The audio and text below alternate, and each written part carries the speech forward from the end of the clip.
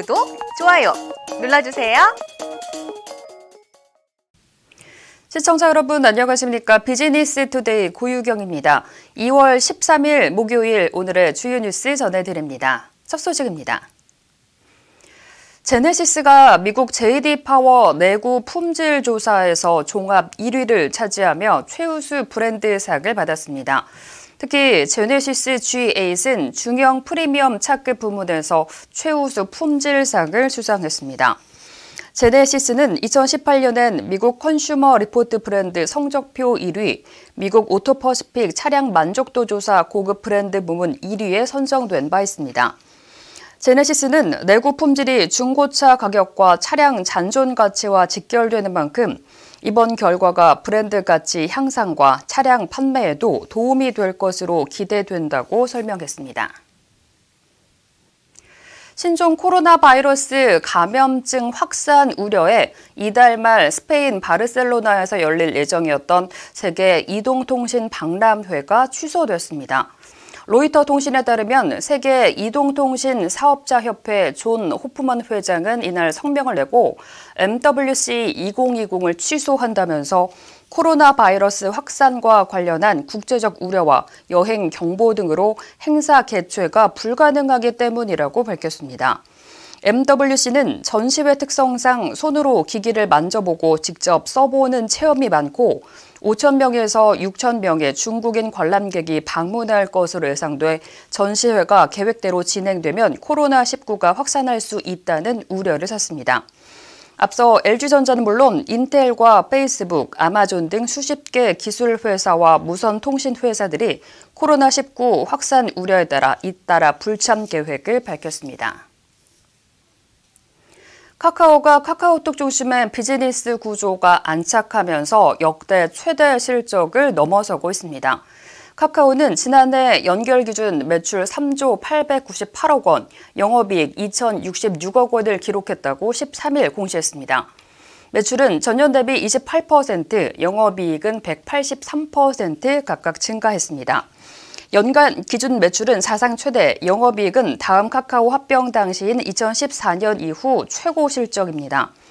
카카오는 카카오톡 중심의 비즈니스 구조 안착과 신규 사업의 수익 모델 확대가 역대 최고 매출과 이익으로 이어졌다고 설명했습니다. 현대자동차가 국내에서 처음으로 인공지능 플랫폼이 적용된 라이드 풀링 서비스를 시작한다고 밝혔습니다. 라이드 풀링이란 이동 경로가 유사한 여러 사람이 승합차에 합승하는 것으로 현행법은 택시 합승 서비스를 금지하고 있지만 지난해 11월 현대차와 KSTM의 프로젝트가 과학기술정보통신부의 규제 샌드박스 실증 특례로 지정되면서 가능해졌습니다. 우선 현대차는 오는 14일부터 서울 은평 뉴타운에서 라이드 풀링 시범 운영을 시작합니다. 김정희 현대차 에어랩 상무는 향후 지역별 특성에 맞는 모델을 개발해 서비스 지역을 확대하고 다양한 이동수단 및 지역 운송 사업자와 연계해 나갈 것이라고 말했습니다. 한화그룹이 주요 임원의 성과급을 수년 후 주식으로 지급하는 양도제한 조건부 주식제도를 도입했다고 밝혔습니다. 양도제한 조건부 주식제도는 일정 조건을 충족하면 주식을 해당 시점에 무상으로 주는 제도로 구글과 애플 등이 시행하고 있습니다. 한화는 그룹 차원에서 이 제도를 시행하고 다른 계열사로도 확대할 계획입니다. 회사 관계자는 전문 경영인 등 핵심 임원들이 단기 성과 중심을 벗어나 장기적으로 성과를 내도록 하는데 초점을 맞춘 책임 경영을 위해 제도를 도입했다고 설명했습니다. 한화 큐셀이 독일 분데스리가 신흥 명문 구단인 RB 라이프치히의 홈 구장인 레드불 아레나와 선수훈련센터인 레드불 아카데미에 총 100kW 규모의 태양광 발전소를 공급했습니다. 이 발전소에는 고품질 태양광 모듈 큐피트 듀오와 편평한 지붕 전용 태양광 모듈 설치 자재인 큐플렛이 사용됐습니다.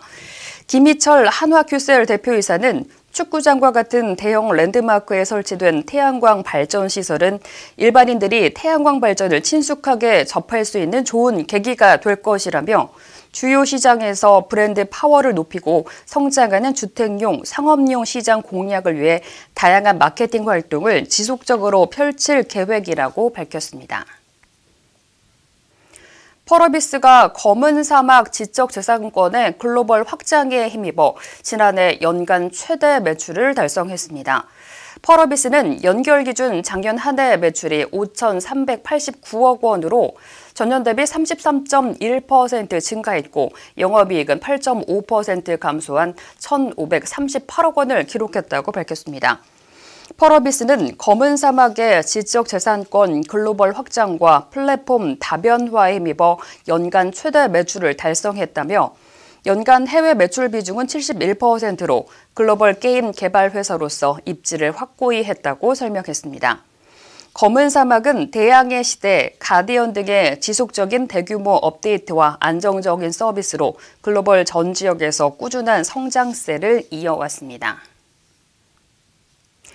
삼성전자가 갤럭시 Z 플립과 갤럭시 폴드 사용 고객을 대상으로 14일부터 방문 서비스를 시작합니다.